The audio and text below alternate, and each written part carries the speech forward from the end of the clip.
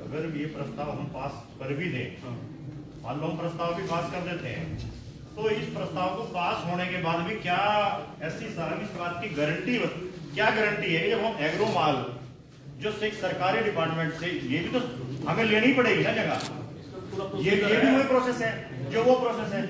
तो क्यों ना, मतलब ये सुझाव है, मतलब हम ऐसा नहीं कि आपके प्रस्ताव को डिनाई कर रहे हैं, हम एक चर्चा कर रहे हैं कि क्यों ना हम उस एग्रो माल पे ज्यादा जोर दें बजाय नई, क्योंकि जो प्रोसेस इस पे होना है वही प्रोसेस उस पे होना है, वो कंस्ट्रक्टेड है, वो कंस्ट्रक्टेड है, सारा कुछ है। तो आप इधर से आधिकारिक तौर पे आप प्रयास करें, राजनीतिक तौर पे हमारा सदन बात करेगा, माननीय मुख्यमंत्री जी के संज्ञान में सारा मामला है ये। हाँ, या तो दोनों मामले चला दो, ये भी पॉसिबल है। अगर वो सिरे नहीं चला, कम से कम ये सिरे चला। हाँ, क्यों लोकेश जी, दोनों ही मामले चला दो, दोनों ही। ये पास कर दो, आप एग्रो पे जोर लगाओ। आप एक काम करो, अभी आप इसको पेंडिंग में रख लें, अगले प्रस्ताव अगले हाउस की मीटिंग में ले आओ, उससे तब तक इसकी सारी को पता लग जाएगा। और वैसे भी एससी साहब, जो एजेंडे का प्रोसेस है कमिश्नर साहब, एजेंडे का प्रोसेस तो ये है कि 2 दिन 3 दिन पहले पार्षद के पास चला जाए। ये एजेंडा आपका कल हमारे पास आ रहा है, तो हम क्या इस पे मतलब चर्चा करेंगे, क्या बातचीत करेंगे, क्या हम माइंड मेकअप करेंगे। अगर ये 3-4 दिन पहले एजेंडा हमारे पास आ जाए तो कम से कम हम शहर के अंदर और भी चर्चा कर लें, अपने संगठन में भी चर्चा कर लें, और भी 10 बातें हैं जो हम यहाँ पे चर्चा कर सकते हैं। आज तो हम कुछ करने की स्थिति में नहीं, तो एजेंडा ही कब आया हमारे पास।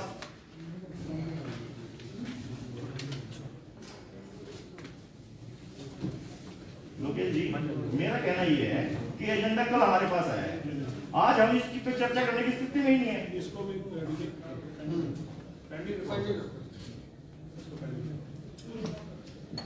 और हमारा तो जी हाउस की तरफ से आप लोगों से भी कहना है, जैसे दुष्यंत जी ने कहा, राघव जी ने कहा कि आप लोग एग्रो मॉल की तरफ चलें, और हमारी तरफ से कुछ होगा सदन की तरफ से, हम लोग पूरी कोशिश करेंगे, चाहे मैडम के साथ, मेयर मैडम के साथ भी जाना पड़ेगा, हम लोग जाएंगे, क्योंकि ये सारी चीज माननीय मुख्यमंत्री जी के संज्ञान में है और उन्होंने उसको सारा का सारा चेक भी कर रखा है, वो गए भी हैं। तो एक बार हम उनसे आग्रह करते हैं ऑफिस की तरफ से दोबारा से पत्राचार करके कोशिश की जाएगी। तो देखते हैं उसमें प्रयास करके कहाँ तक कामयाबी। और आगे से ना एसपी साहब, ये आपसे निवेदन है कि ये जो एजेंडा है ना, कम से कम पहले, चीफ साहब, ये ना एजेंडा कुछ दिन पहले आ जाए, ताकि चर्चा करने में। अभी मैं नहीं बताया, मैंने आपको भी बताया इमरजेंसी नोटिस पे मीटिंग हो रही है। कब मीटिंग डिसाइड हुई, ये भी 3 दिन पहले तो मीटिंग डिसाइड हुई है। हमें भी वर्कआउट करने के लिए 1-2 दिन चाहिए होते हैं। तो जब ये इमरजेंसी मीटिंग है तो हमसे जितनी जल्दी बन पाया हमने आपको सर्कुलेट करवा दिया। ठीक है, तो आगे से अगर जो प्रॉपर ड्यूल जो आपका जितने दिन के नोटिस पे मीटिंग होनी है उसमें होगी तो हम वो वाली कार्रवाई कर देंगे। ठीक है ना जी। तो ये इमरजेंसी नोटिस पे मीटिंग हो रही है, इसमें उस टाइम लाइन के अंदर जो अवेलेबल हो पाया वो हमने बेस्ट करने की कोशिश की। नेक्स्ट से अगर आप कहोगे 15 दिन के बाद मीटिंग कर लीजिए, तो 15 दिन में फॉर्मेलिटीज पूरी होनी हो, 15 दिन वाली करवा देंगे। We have no issues with any. ठीक है, अगला एजेंडा है नगर निगम पानी। एक सेकंड, फर्स्ट एजेंडा पे सबकी है कि इसको पेंडिंग रखनी है। तब तक सर जो पत्राचार कराया जाए ना एग्रो माल के लिए, वो ठीक है, इसको पेंडिंग करना ना, इसको पेंडिंग कर दो, एग्रो माल को। अगला एजेंडा है नगर निगम पानीपत द्वारा ब्रिटिश टाइप का वर्क ऑर्डर इलेक्ट्रिकल फर्म को दिया गया था। उस फर्म द्वारा निगम के स्टोर में 1940 लाइटें उपलब्ध करवा दी गई है। उस 30 लाइटों को निगम क्षेत्र में लगवाने के लिए सामान उपलब्ध करवाने या लगाने का अनुमान की राशि 1.65 करोड़ रुपए है, जिसकी प्रशासकीय सेक्रेटरी अनुमान पर एक बार इसको सदन के अंदर, मेरे ख्याल कई पार्षदों को शायद क्लियर नहीं है, जो ये अपना इंस्टॉलेशन वाले कह रहे हैं ना, तो इसके अंदर क्या क्या चीज है वो एक बार ब्रीफ कर दो सारे सदन को, क्या क्या चीज है इसमें। जैसे बिजली की तार, खंभा, उसके कलम है, और नीचे एमसीबी, और उसको कंट्रोल करने के लिए टाइमर, कंडक्टर, इस टाइप का सभी सामान इसमें लगेगा ताकि वो एक जगह से कंट्रोल हो जाए, ऑन ऑफ हो जाए और जहाँ पोल की जरूरत है वो हो जाए। खंभों का क्या सर कुछ लिया हुआ है क्या? प्रत्येक वार्ड में कितने खंभे लगने हैं, कितनी व्यवस्था है? वो कितने जैसे ये अभी तो अप्रोक्सीमेटली जो आपकी तरफ से आई थी उसके हिसाब से हमने बनाया है। बाकी जब साइड पे लगेगा तो थोड़ा थोड़ा ऊपर नीचे हो सकता है, कम भी हो सकता है, थोड़ा ऊपर भी जा सकता है, लेकिन वो बिजली के जो पोल है उनको यूटिलाइज किया जाएगा। जहाँ पोल नहीं है वहाँ नया पोल लगाएंगे ताकि वो एक जिस भी गली में लगे वो एक सिमेट्री में लगे और वो पूरी जगमग हो जाए। तो इस मंशा से इसको तैयार किया गया है और शहर में थोड़ा सा उसका इम्पैक्ट भी आए। अगर उसको थोड़ा सा स्कैटर्ड वे में करते हैं तो उसका इम्पैक्ट नहीं बनता। और इसीलिए आप लोगों से लिया गया था कि किस किस गलियों में ज़्यादा आवश्यकता है ताकि उसी पे काम किया जा सके। इसमें चीफ साहब एक बात कहना चाहूँगा थोड़ी सी, और आप दी लो, ये 2 साल हो गए लाइट शुरू हुई थी, लाइट लग रही है, टेंडर लग गया, कैंसिल हो गया। अब जब घटा के किया था कि पहले बहुत ज़्यादा बजट के टेंडर होते थे और अब 2 करोड़ रुपये इसमें लगाएंगे तो बात तो वही पड़ेगी, उतने के टेंडर हो गया ये तो। और दूसरी बात आपने पहले भी लगाया है ये लाइट का इंस्टॉलेशन का टेंडर, तब तो हमारी जरूरत नहीं पड़ी। अब ऐसी क्या जरूरत पड़ेगी कि इतना लेट किया आपने? ये तो 2 महीने पहले लगाना चाहिए था। एक मिनट सर, मुझे बात करा, जब दिसंबर में 2 पार्षद गए थे, आपके अधिकारी भी गए थे, आपने उसी टाइम क्यों नहीं ये प्रोसेस में लिया था? इसकी जिम्मेवारी तो होनी चाहिए था कि ये 1 साल पहले लग जाना चाहिए था, 2 महीने पहले लग जाना चाहिए। अभी इतने लेट क्यों? इतना होती है और अभी भी कोई भरोसा नहीं। इसका टाइम फिक्स करें, आप कितने दिन में टेंडर करेंगे और इसमें ज्यादा अड़चन नहीं डालनी। ऐसे ये सबसे ज्यादा छोटे पास होते ही आज ये बजट पास कर देता है तो इसका कल टेंडर लग जाएगा। 14 दिन का टेंडर मिनिमम टाइम और दूसरा शॉर्ट तो होगा भी नहीं, लेकिन कहने का मतलब ये है सर, इसका जिम्मेवारी तो तय होनी चाहिए ना। अब आप तो कर देंगे, आपसे साइन हो जाएंगे, पीछे जिसने लगाना है, जिसने कागज तैयार करने वो तैयार नहीं होते, ये कागजों में इसका टाइम फिक्स किया जाए कि इसमें कौन जिम्मेवार है, इसका कौन जवाबदेही। मैं सभी पे बताना चाहता हूँ कि WMS पोर्टल पे अपलोडेड है। अब इसमें जो समय का जो लगना था वो लग चुका, अब तो सिर्फ इसका एक बटन दबाना है, ये ऑनलाइन हो जाएगा। अब WMS पे है ये, और ये 3 महीने पहले होना अनुमान भी इसके जो मौके के मुताबिक तैयार किया गया है, जैसे जैसे डिमांड थी उसी के हिसाब से बनाया गया। तो अब इसमें ज़्यादा समय नहीं लगेगा, इसमें कोशिश करेंगे हम 10 दिन का, अगर 10 दिन के अंदर थोड़ा सा दिक्कत ये रहती है, कई बार एजेंसी नहीं आ पाती और अमाउंट भी इसका बड़ा है, उस अमाउंट के हिसाब से कम उसमें 14 दिन का समय लगेगा। चीफ साहब, इस टेंडर को लगाने से सदन को किसी प्रकार की कोई आपत्ति नहीं है और ये हम सबको इंक्लूडिंग हम भी आ रहे हैं उसमें, हम सबको आत्मचिंतन की भी आवश्यकता है कि जब कितने दिन पहले ये विषय आया था स्ट्रीट लाइट्स का, तो ये टेंडर का आज आप इमरजेंसी मीटिंग में आप इस प्रस्ताव को लेके आ रहे हैं। आज से पहले इस नगर निगम के अंदर बहुत से टेंडर लगे होंगे, ठीक है, कमिश्नर साहब नए आए हैं, कमिश्नर साहब कहेंगे कि भाई मैं जो पहले हो चुका है वो आगे नहीं हो पाया, अब एक प्रोसेस के तहत होगा। कितनी इमरजेंसी थी, तो क्या विशेष बैठक इससे पहले भी बुलाई जा सकती थी अगर जरूरी था कि 1.5 करोड़ से ऊपर के टेंडर को लगाना के लिए सदन की अनुमति की आवश्यकता थी, तो इतना इंपॉर्टेंट इशू को हम इतनी डिले कर गए। इसमें डिले तो हुआ है चीफ साहब, डिले हुआ है, आप मानो या ना मानो, पूरा शहर तो मान ही रहा है, हम सारा सदन मान रहा है इस बात को, कोई एक खास ये कहने पर डिले नहीं हुआ। सर, इसके अंदर सबसे बड़ी दिक्कत पता है क्या है कि हमारी इतनी लाइट की गारंटी है, वो गारंटी की शुरू हो चुकी है, मान लो 4 महीने लाइट बाद लगती है, अब इसको 4 जनवरी खत्म हो गई, खत्म करो काम, जल्दी करो। ठीक है, हाँ पास है जी। अगर बटन दबने से जल्दी होता तो बटन तो अभी दबा पोर्टल पे अपलोड है, इसमें समय नहीं लगेगा। मेरा ख्याल करते ये है कि उसमें अब जो समय लगना था वो हो गया, अब तो सिर्फ उसका टेंडर लगना है, कल ही आपको नेट पे देख सकते हैं। सर, इसमें प्रोसीजर क्या है लाइट लगाने का? प्रोसीजर को मैंने जैसे टेंडर आ जाएगा वो करते हैं और लगभग हम कोशिश ये है कि सभी वार्डों में एक ही साथ काम करने लगता हूँ। जैसे लाइट नंबर 940 है तो डिवाइड बाय 26 होगा या कुछ और सिस्टम रहेगा? वो तो लगने शुरू हो जाए एकदम तो नहीं सर, पहले बताइए ना, फिर इनको जो ज्यादा बोलते हैं उनको ज्यादा, जो कम बोलते हैं उनको कम, फिर ये प्रोसीजर रहता है। ये नहीं सर प्लीज, वो सबको लगेगी जहाँ से डिमांड है ये इक्वल होनी चाहिए प्लीज इक्वल डिस्ट्रीब्यूशन हो।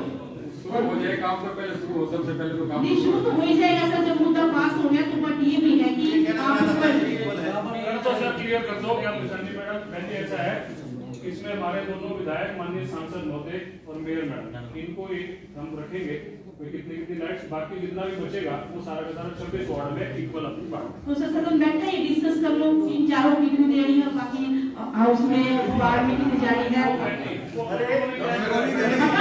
सर वैसा पता लगता है बाद में। फिर जब हम पूछते तो क्या है कि इतनी चलेगी, सिस्टम नहीं होता। ऑब्जेक्शन देता हूँ मैं इसमें। मेरा कहने का मतलब ये है कि जिस वार्ड में ज्यादा आवश्यकता हो उस वार्ड में उतनी दे दो। अब इक्वल, आप इक्वालिटी कोई राशन की दुकान थोड़ा ही है, एक वैरायटी हम वो कर रहे हैं। पहले भी राशन की दुकान को नहीं चाहिए, लाइट्स आई है, इसके बाद में फिर लाइट इसमें मैं बता देता हूँ, मैं क्लियर कर दे रहा हूँ, ये कोई वो नहीं है 300 पर वार्ड है, कोई 5-10 इधर हो गई, कोई 5-10 उधर हो गई। ठीक है सर, सिंपल सी इक्वेशन है, इसको बताने में क्या दिक्कत है? 300 पर वार्ड है, पर वार्ड अगर वो जो सांसद विधायक वायरल उनको मिल जाएगा, उसमें क्या है लंबा इशू है, आगे अगला करो सर, इसको पास करो। नेक्स्ट है सर, उपायुक्त महोदय पानीपत द्वारा दिनांक 18/12/2020 को बैठक का आयोजन किया गया है, जिसमें उपायुक्त महोदय द्वारा पानीपत की यातायात व्यवस्था को रेलवे अधिकारियों कमेटी गठित की गई है, जिसमें गठित कमेटी को आदेश दिए गए कि नगर निगम क्षेत्र में वर्तमान में बने अंडरपास, असम रोड, वाणा रोड, सेक्टर 6 में विशेष रूप में नए अंडरपास बनवाने बारे रिपोर्ट उपायुक्त महोदय के कार्यालय भिजवाई जाएगी। यह भी दे दी गई कि उक्त रिपोर्ट भिजवाने से पूर्व नगर निगम के सदन की बैठक में सदस्यता किया जाए। कमेटी द्वारा 24/12/2020 को संयुक्त रूप से उक्त अंडरपास का मौका निरीक्षण किया गया है, रिपोर्ट संलग्न है। इसमें 4 अंडरपास की एक प्रपोजल है जो रिपोर्ट में आई है निकल के, और 4 अंडरपास पास करने के लिए ये प्रस्ताव तो पास है ही है, क्योंकि ये शहर से जुड़ा हुआ इशू है, बहुत इम्पोर्टेंट है ये। इसके साथ साथ चीफ साहब, मेरी आपसे बातचीत पहले फोन पे हुई थी कि जहां हम 4 बना रहे हैं वहां 2 अंडरपास और बनाए जा सकते हैं। कमिश्नर साहब, सड़क इधर भी है, सड़क उधर भी है, बीच में से जो रेलवे अपना पानी निकासी का रास्ता छोड़ता था वो जगह है, लोग उसको एज ए पैदल इस्तेमाल करते हैं। वहां भी 2 जगह ऐसी हैं चीफ साहब जो बनाई जा सकती है। 4 के साथ साथ 2 को और आप नेक्स्ट प्रपोजल में ले लो, चाहे इनके साथ ही जोड़ दो। उसमें ऐसा है जी कि रेलवे के अपने क्राइटेरिया कितनी दूरी पे वो एनओसी देते हैं, उनके कितने मीटर पे वो एनओसी देते हैं। अगर आप कहते हो हम उनसे बात कर लेंगे, टेक्निकल इशू है, मैं आप वो दोनों या तो हाउस से अप्रूव करवा दो, तो आप जिनकी बात कह रहे हैं वो हम रेलवे से बात कर लेंगे। वो रेलवे अधिकारियों के साथ कमिश्नर साहब, मैं पिछले 6-7 साल से लगातार काम कर रहा हूँ। अगर रेलवे लैंड पे जो हमने पार्क का प्रपोजल दिया वो भी हमने ही दिया, तो रेलवे अधिकारियों से बहुत अच्छी, जो आप एक टेक्निकल इशू की बात कर रहे हैं वहां पे टेक्निकल इशू नहीं है, वो भी उनसे क्लैरिफाई हो चुका है।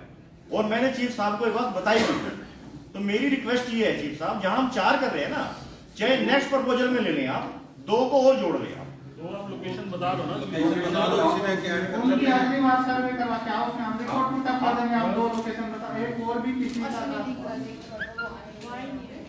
अपनी तरफ से लिख के इन तीनों का भी अगली बार आप वो करवा लेना। वो लेटर ऑलरेडी डीसी साहब की तरफ से डीआरएम को भी गया हुआ था, वो ही लेटर को आप पुटअप कर लो, मैं उसकी कॉपी भेज दूंगा। वो विजिट कर या तो नेक्स्ट हाउस की मीटिंग में उसको पुटअप कर लेंगे, आप कहो तब तक हम स्टडी करवा लें, तो स्टडी पर ये तो बताओ ना। मैं सारे जो लेटर्स गए थे, जो सारा कुछ हुआ, डीआरएम का जो जवाब आया है वहां से, उसका सारा जो जब यहाँ पे खरे साहब थे, शिव प्रसाद शर्मा जी थे, तो उस समय का ये सारा प्रोसेस है। तो ये सारे जो 4 आप ले रहे हैं ना, हाँ, उनके साथ साथ 2 ये भी थे।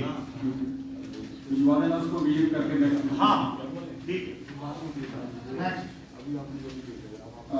नेक्स्ट मुद्दा है नगर निगम पानीपत की वार्ड नंबर 11 में स्कीम नंबर 63 के तहत आर्थिक पिछड़ा वर्ग को 120 प्लॉट आवंटित किए जाने थे। यहाँ पर यह उल्लेख किया जाता है कि अगर उस जमीन पर 7 मंजिला फ्लैट निर्माण करवा दिया जाए तो फ्लैट टावर से लगभग 800-900 परिवारों को लाभ प्राप्त हो सकता है। अगर उस जमीन पर आर्थिक पिछड़ा वर्ग के फ्लैट टावर निर्माण हेतु सरकार से मंजूरी लेने का प्रस्ताव बैठक की अनुदान प्रस्तुत है।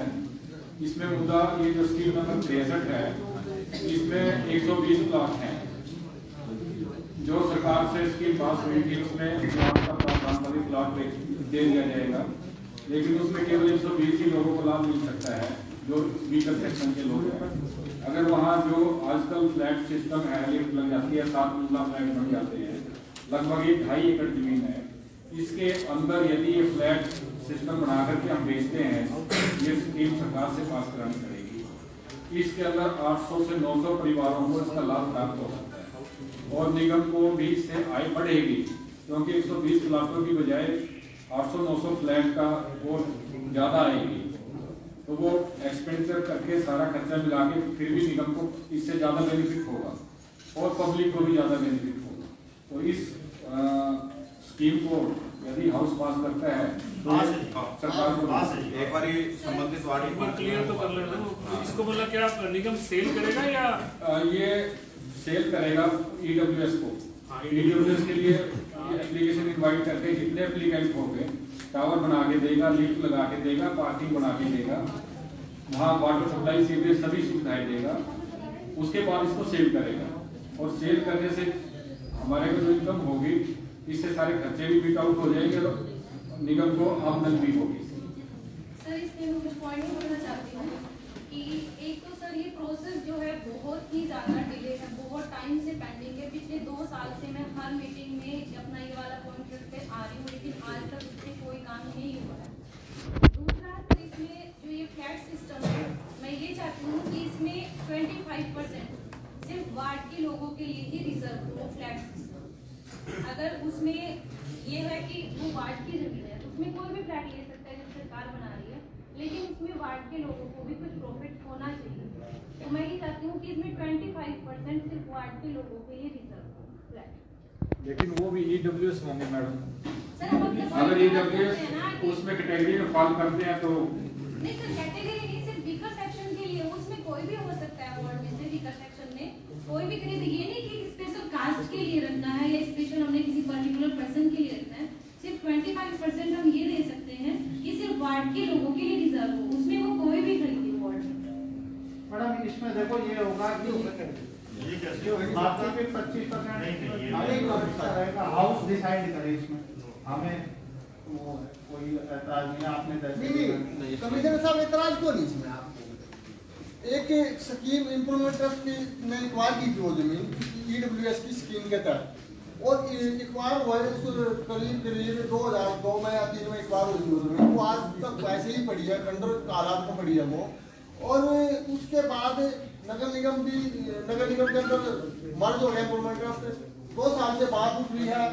आप स्कीम को चेंज ही नहीं कर सकते, उसको जो उसकी शर्त होगी उसको चेंज करोगे तो आप जमीन वापस ले जाएंगे मालिकों के पास। आप ये कैसे कर सकते हो? कागज पर नहीं कर सकते, हाउस भी नहीं कर सकता इसको।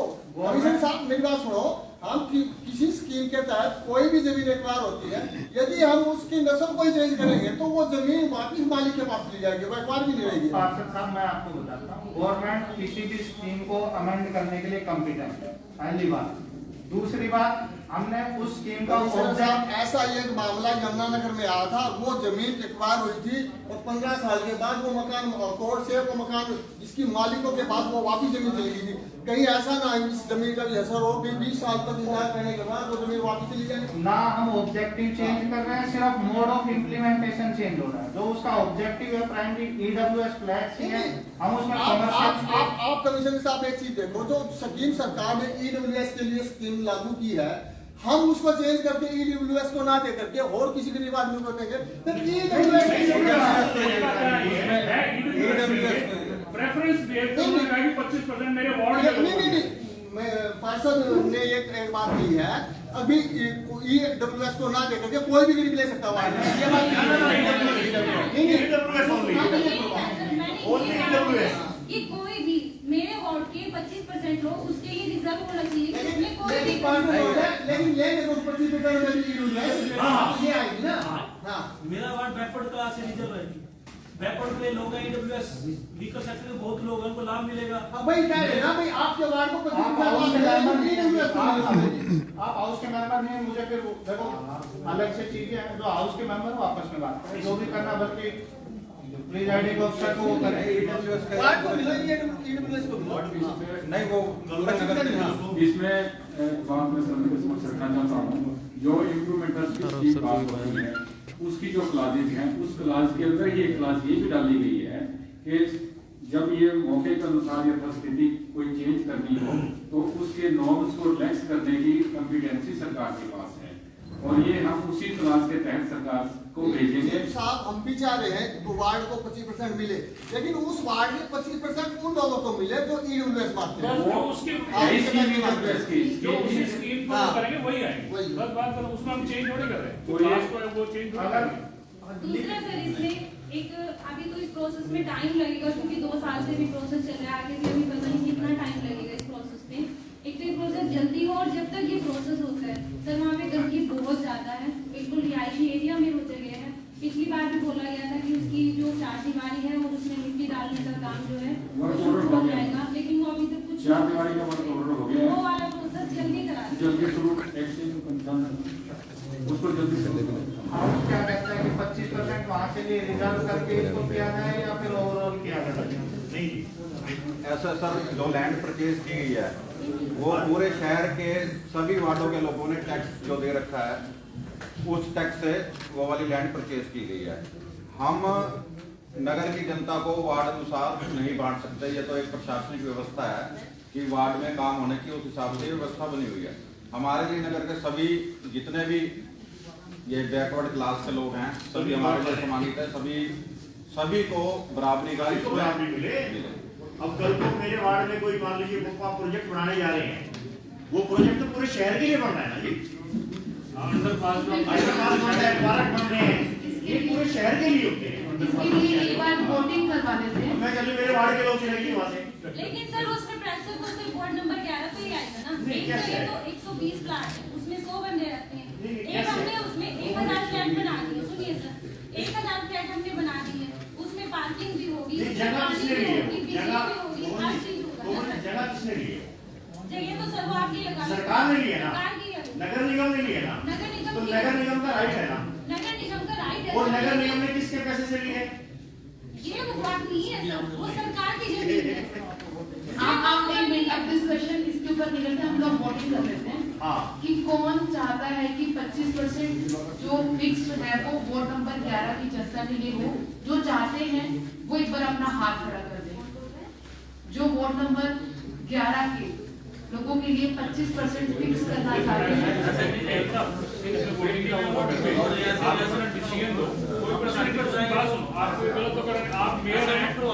आपको जो ठीक लगता है, दुष्यंत जी ने नहीं, कहा मैं ऐसे बात नहीं मैं पास नहीं कर सकते ना जब तक हमें पता ना चले कि आप लोगों की क्या राय है। अभी दुष्यंत जी ने कहा, आपने देखो, कहा, लेकिन कोमल जी कुछ कह रही है तो ऐसे पास कोमल जी मेरा ये कहना है बहुत बड़ी चीज है, ये शहर के लिए बहुत बड़ी उपलब्धि है, और केवल मात्र इस बात के लिए क्योंकि सारे पार्षद इस बात को कर रहे हैं तो इस मुद्दे को रोकना नहीं चाहिए।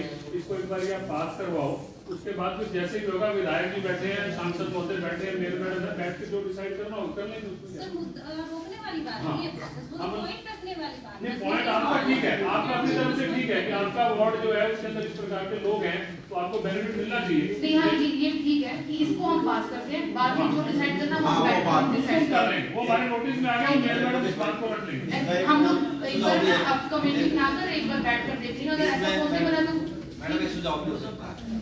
कोमल जी ने 25% की रखी है, जी। कोई बात नहीं, 10% कर दो, इनका भी हो जाएगा, इनके वार्ड में बन रहा है, कोई बात नहीं। मुझे ऐसा तो कोई प्रॉब्लम नहीं है, हाउस का जो डिसीजन है कोई बात नहीं, 10% कर अगर दो। वो ज्यादा उसके अंदर 10% को तो क्या है?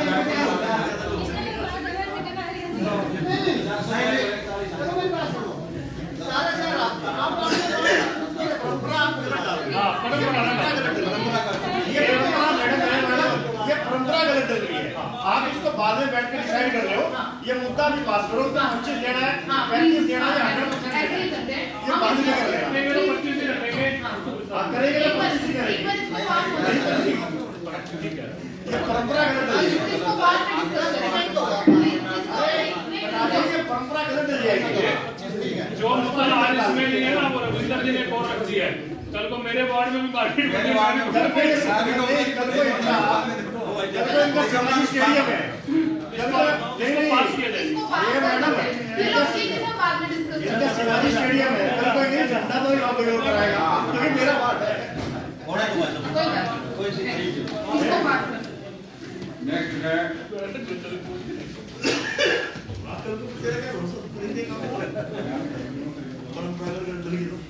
नगर, नेक्स्ट मुद्दा है नगर निवासियों महानगर निगम पार्षदों द्वारा कार्यालय में आवारा पशुओं को पकड़ने वाले लंबे समय से शिकायतें प्राप्त हो रही हैं कि आवारा पशु सड़कों और गलियों में घूमते रहते हैं, जिससे कि गंभीर दुर्घटनाएं हो चुकी हैं और जान भी जा चुकी है। तथा निगम क्षेत्र से आवारा पशुओं को पकड़कर पानीपत्ती गौशाला व न्यायशाला में छोड़ने व आवारा पशुओं से लोगों की जान माल की रक्षा के लिए उनके चारा पानी पर होने वाले खर्च को नगर निगम पानीपत द्वारा वहन किया जाए। यहाँ यह बताना आवश्यक है कि अतिरिक्त उपायुक्त पानीपत की अध्यक्षता में इस संबंध में दिनांक 18/9/2019 को पानीपत के अधिकारियों आयुक्त नगर निगम पानीपत, जिला विकास एवं पंचायत अधिकारी, कार्यकारी अभियंता पंचायती राज, उप निदेशक पशुपालन डेयरी विभाग व सचिव नगर पालिका संभालना के साथ बैठक संपन्न हुई, जिसमें उप निदेशक पशुपालन एवं डेयरी विभाग पानीपत द्वारा बताया गया कि नैन गौशाला में 1500-1600 पशुओं में से 80% पानीपत शहरी क्षेत्र से लाई गई हैं, जिनके चारे व अन्य खर्च पर नगर निगम पानीपत द्वारा कोई खर्च नहीं दिया जाता है, जबकि इतने पशुओं पर लगभग 36-37 लाख रुपए प्रति माह खर्च आता है। वर्तमान में भी प्रतिदिन आवारा पशु प्रति माह लगभग 100-150 आवारा पशु नैन गौशाला में भिजवाए जा रहे हैं। नैन गौशाला में दानी सज्जनों द्वारा बड़े स्तर पर वित्तीय सहायता की जाती है, उसके उपरांत भी पशुओं के चारे की व्यवस्था पूर्ण नहीं हो पा रही। नैन गौशाला के संचालकों से बातचीत की गई है, जिस पर यह संस्था केवल इस बात पर आवारा पशुओं को लेने के लिए तैयार हुए हैं कि उन्हें इन पशुओं को रखने के लिए इनके चारा पानी पर होने वाला खर्च प्रति माह दिया जाए, क्योंकि संस्था के पास अपने संसाधन नहीं है। संस्था ने मांग की है कि उन्हें 3 लाख रुपए प्रति माह पशुओं का गुजारा भत्ता या खर्चा दिया जाए। उपरोक्त प्रस्ताव इसमें सर पहले तो ये प्रस्ताव रखा गया है, इसमें आवारा पशु शब्द आपने प्रयोग किया है। ये पशु आवारा नहीं है, ये जितने भी गौवंश है ये बेसहारा है। पहले तो इस शब्द को ठीक किया जाए इस प्रस्ताव में। तो लाडे एक मिनट एक बात हो, इसमें क्या डॉगी और मोंकी का भी साथ में है? ये नहीं, आपने आवारा पशु लिखे ना, तो आवारा पशु में डॉगी और वो भी तो आएंगे ना। कैसे ये अभी नंदी और रूम के लिए हाँ, तो ये बेसहारा गौवंश लिखा जाए जी, ताकि नगर के लोगों की भावनाएं भी आहत ना हो। और दूसरा, इस प्रस्ताव के लिए सदन सहमत है और इसके ऊपर नगर निगम के अधिकारियों को विशेष ध्यान देकर शहर की जनता को जल्द से जल्द ये बेसहारा गौवंश नैन गौशाला में पहुंचा। इसमें एक कंडीशन रहेगी, ये क्या करते हैं जी, वहाँ भी छुड़वा देते हैं, ये 3 लाख रुपए ले लिए पशु अगले दिन दूसरे दिन बाहर होते हैं दूसरे, क्योंकि एक लिमिट होती है हर गौशाला की। जब आवश्यकता से अधिक बढ़ जाता है वो पिछले को निकाल देते हैं, वो वापस घूमते आ जाती है मेन प्रॉब्लम है हर गौशाला। तो इस बात पे सीरियस कर लेना और आप टेक्निकली वो देखना पशु वापस ना ये टैगिंग होती है, उससे कोई टैगिंग नहीं। नंदीशाला वालों की तो टैगिंग होती है, नंदीशाला से अगर ये शिकायत है तो उसको मैं टेकअप कर दूंगा। इसके बारे में ये जरूर किया जाए, पशु का टैगिंग हो जाए तो जैसे करेगा। टैगिंग मैंने खुद देखा है, वो येलो सी उसमें टैग करके ही भेज रहे हैं। उनके कान पे और अभी भी वहाँ पशु हैं जो हमने भेज रखे हैं, वहाँ बिना टैगिंग के सब आ जाते हैं कॉमन से। चलो कोई बात नहीं। ऐसे इसमें एक चीज ध्यान देने वाली है जी, जो टैगिंग होती है, बहुत सारे ऐसे बेसहारा गौवंश भी घूम रहे हैं जिनके ऊपर टैगिंग हुई है, लेकिन उसका कोई रिकॉर्ड ना तो नगर निगम के पास है ना ही पशुपालन विभाग के पास।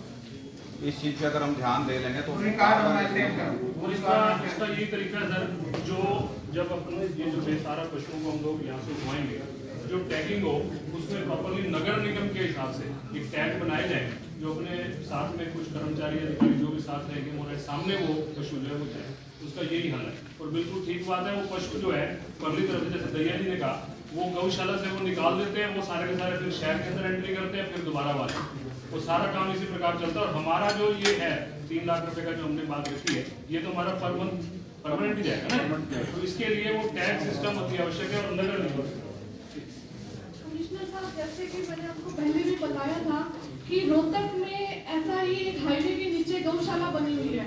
अगर हम उस बारे में सोचें तो बहुत अच्छा हो सकता है हमारे लिए।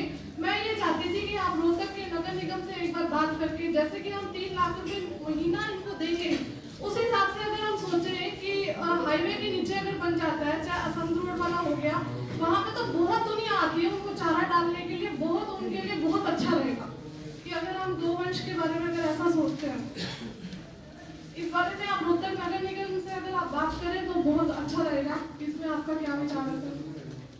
मैडम अभी तो देखो, मैं ये कि उनका प्रपोजल देख लेते कैसे उन्होंने कर रखा है, क्या उनकी कितनी जमीन थी, अभी मैं इस पे कुछ कमिट नहीं कर रहा जब तक उनका प्रपोजल नहीं समझ। हमारे शहर की अलग स्ट्रक्चर है, रोहतक की अलग स्ट्रक्चर है, कितनी पार्किंग स्पेस अवेलेबल है, कहाँ से उनका अगर हम वहाँ रखेंगे तो कैसे उनके जो अपशिष्ट रहेगा उसका क्या प्रबंधन रहेगा, कहाँ वो रहेगी, तो उन सब पे डिटेल स्टडी होगी और ये टाइम टेकिंग प्रोसेस। हम स्टडी करवा लेंगे, उसके लिए हमने अलग से कमेटी भी बना दी, कोई और ऑप्शन भी आएंगे, क्योंकि आप ये देखो कि 36-37 लाख रुपया फिर निगम ने वहन करना पड़ेगा। अगर आपने आप यहाँ शुरू करेंगे तो फिर ये सारा निगम में मेंटेन करनी पड़ेगी। उसमें सर मैं बताता हूँ, जी का विषय बहुत बढ़िया था। एक्चुअल में वो जो फ्लाईओवर है ना जी, वो शहर के आउटर पे, और शहर के आउटर पे रखना, उसको संभालना थोड़ा सा आसान है।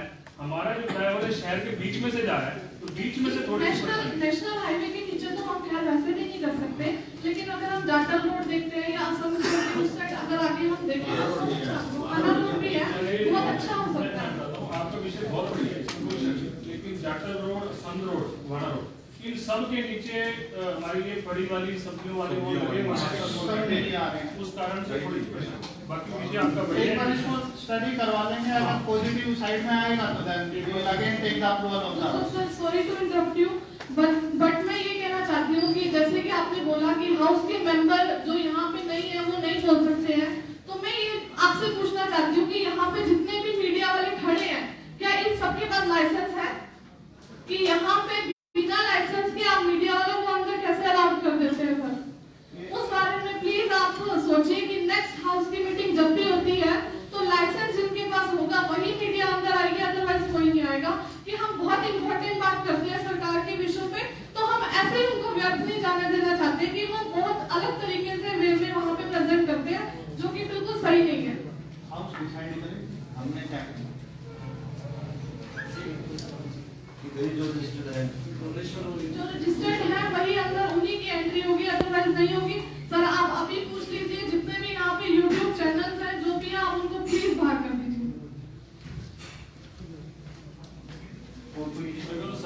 एक सर इसी से रिलेटेड इशू अभी नारायण साहब ने भी उठाया था, उसमें क्या प्रोग्रेस है, एक बार वो भी जानकारी मैं एक बात कर रहा था, एक ना सुखदेव नगर के अंदर अभी जब लॉकडाउन लगा हुआ था मार्च में, अप्रैल के महीने में एक 8 साल के बच्चे को डॉगी ने काटा था अपना, और वो उस बच्चे की डेथ हो गई थी। हम सभी वहां गए, नेता लोग अपने जाके वो क्या हम ये कर रहे हैं, हम वो कर रहे हैं, वो कुछ आए। एक डॉगी और एक मोंकी का शहर को बहुत ज्यादा समस्या है, मतलब मेरे खुद के साथ बीती है, मेरे पाँव में अभी तक 8 महीने हो गए, अभी तक बहुत फ्लैट रिव्यू हो रहा है, मतलब इतने डॉगी और मोंकी की समस्या, इसको भी इसके साथ जोड़ा जाए।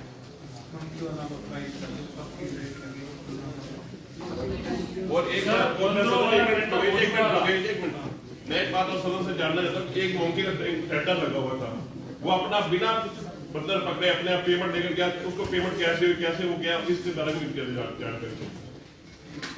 ठीक है ना, ये फ्रॉड हुआ है तो उसको बिना मतलब बंदर पकड़े उसको पेमेंट कर दी और उसका अपना वो कर गया, उसके बारे में आप इसके बारे में जो थोड़ा बहुत पता है मैं बता देती हूँ। तो पहले मंकीज का टेंडर लगा था, कुछ एक मंथ्स का था, और वो महीने उन्होंने वो पूरे कर दिए, और उसके बाद वो लॉकडाउन हो गया, उनका वो खत्म हो गया था, इसलिए वो चले गए, मेरी जहाँ तक नॉलेज है। बाकी फिर भी हम पेपर्स को चेक आपसे मैडम मेरी 2-3 बार बात हुई, आपने लिखा कि लगा हुआ है वो आएंगे वो डॉग का वो मेरे पास मंकीज का ना दोबारा भी लगा था, बट लेकिन उसमें सिंगल बिड आने के कारण वो नहीं खुल पा रहा था। अब दोबारा मंकी का टेंडर लगा, उसके अंदर 2 बिड्स आई हैं जो कि मुझे कल पता चली है। तो अभी भी कमिश्नर साहब को और उनकी टीम को वही उनकी जो 2 बिड्स आई हैं उसमें से फाइनल करके इसका काम शुरू कराया। और एक डॉग का लगेगा, एक डॉग का टेंडर लगा हुआ है और उसकी टेक्निकल मेरे ख्याल से बिड हो चुकी है, फाइनेंशियल बिड खोलनी रह गई है।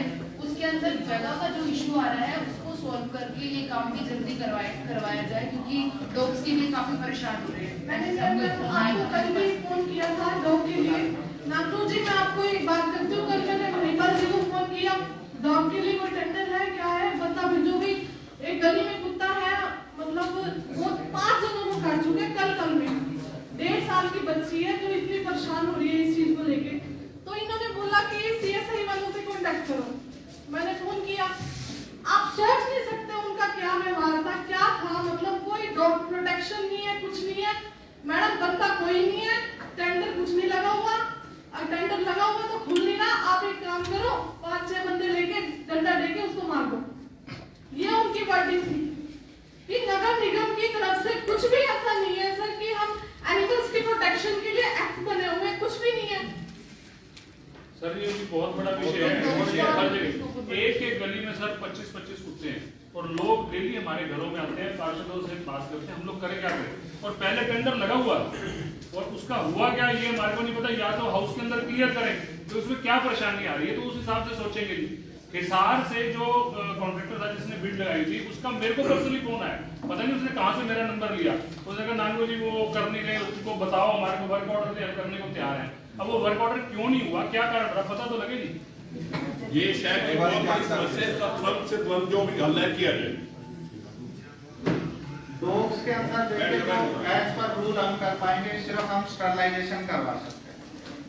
जो रैबिड डॉग्स हैं उनके लिए अलग से प्रोसीजर होगा, या तो हाउस अप्रूव करेगा तो उसके फिर हमें ट्रैंक्विलाइजर गन खरीदनी पड़ेगी, आदमी रखने पड़ेंगे, दैट विल कॉस्ट समथिंग। क्योंकि अगर पागल हो गया है तो फिर ऐसे तो नहीं कि कोई भी चला जाएगा, फिर तो या तो ट्रैंक्विलाइजर गन खरीदी जाए या फिर किसी से कॉन्ट्रैक्ट किया जाए। सर हम तैयार डॉक्टर्स की टीम जो भी सर हम लोग ना बहुत उसके लिए लोग लिए जाएंगे। और अभी ये जितने भी डॉग्स हैं देखिए रहेंगे, इनकी हम स्टरलाइजेशन करवा सकते हैं जो एक्ट हमें अलाउ करता है। उसमें ऑपरेशन थिएटर का इश्यू आ रहा है, मैं डिप्टी डायरेक्टर एनिमल हस्बेंड्री से भी टाई अप कर रहा हूँ कि वो हमें कोई ऑपरेशन थिएटर दे दे। अगर मान लो कल को हमने अनहाइजीनिक कंडीशंस में ऑपरेट करवा दिए और 100-150 डॉग्स की डेथ हो गई या कोई और इश्यू हो गया तो फिर it will be another concern. तो जो स्टैंडर्ड के हिसाब से ऑपरेशन थिएटर बन सकता है उसकी अपनी गाइडलाइंस रहती है, वो हम जगह तलाशने की कोशिश करते हैं।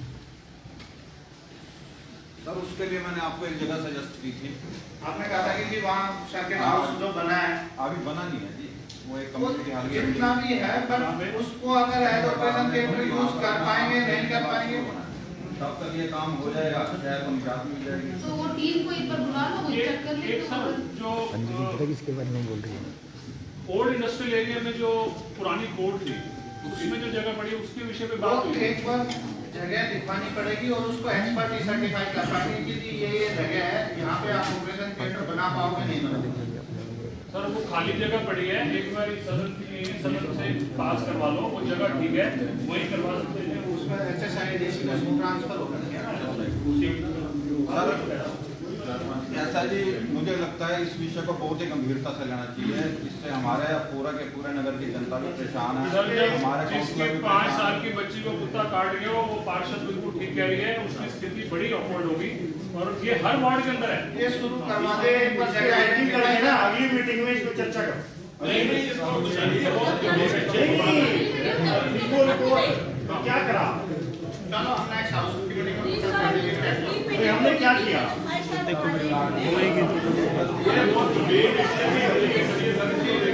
सदन में आप पास करवाओ जो आप कह रहे हो, गन वाली बात कह रहे हो, जो भी आपको लगता है हम तैयार हैं। रैपिड डॉग्स के लिए देखिए स्पेशलाइज्ड डॉग चाहिए। रैपिड डॉग्स को ऐसे कोई भी नहीं है कि उसको काबू करना है, फिर उसका यूथनेशिया करना पड़ता है, मतलब उसको इंजेक्शन देना पड़ता है, तो वो बड़ा टेक्निकल काम है।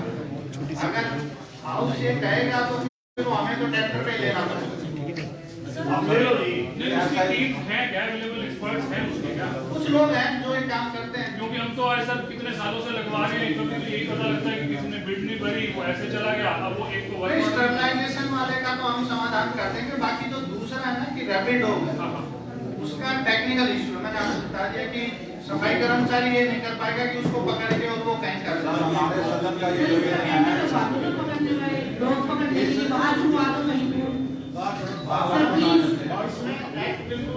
स्टरलाइजेशन के बाद भी जहाँ से लिया है वहीं छोड़ा जाएगा। सर इसमें जल्द से जल्द वर्किंग शुरू कर दें।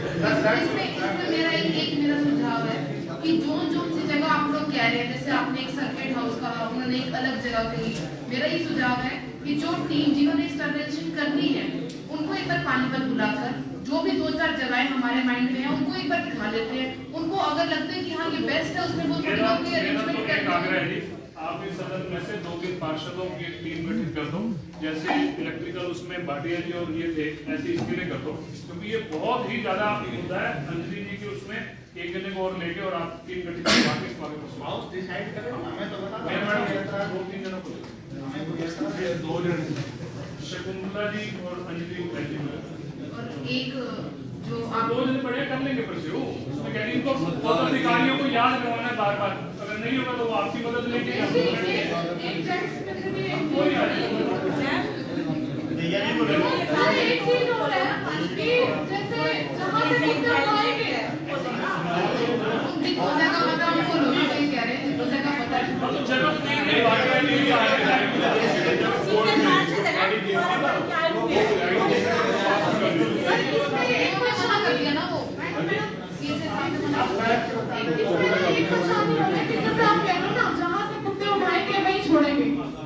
लेकिन यहाँ पे मेरे एरिया में क्या होता है, 10 कुत्ते उठा के जाते हैं, 25 छोड़ के जाते हैं, इतना बुरा हाल है। तो हम कहाँ जाए भाई, बताओ। पूरे शहर का बुरा हाल है। ये आप है कि ना शहर का ये पूरे शहर है इशू है, ये हो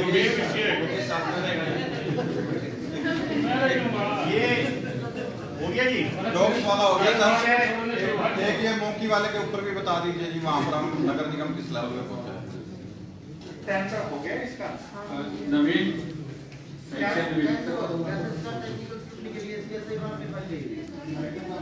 टेंडर खुल गया, टेक्निकल भी खुल गई है,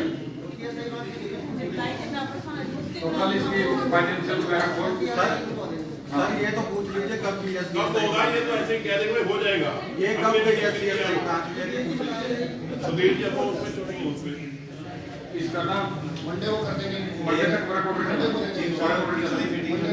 सीएसआई ब्रांच में चला गया था, उसी का पड़ा है और वो कैंसिल हो गया था CSI बड़ा इम्पोर्टेंट इशू है।